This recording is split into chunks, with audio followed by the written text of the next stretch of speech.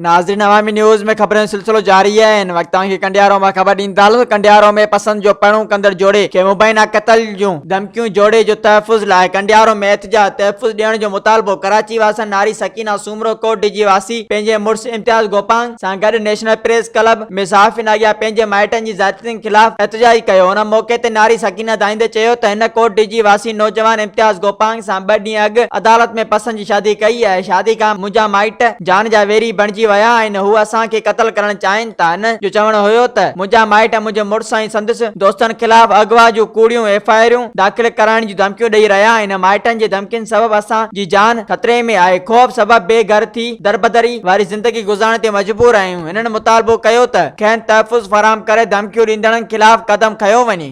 मर्ज़ी सां शादी कई आहे, असांखे तंग न करे केरु। मुंहिंजे माइटनि वारा धमकियूं ॾियनि था, इनखे कुझु न करे असां पंहिंजी मर्ज़ी जी शादी कई आहे। इन करे असां इम्तियाज़ अली कई मुंहिंजो मुड़ुस आहे।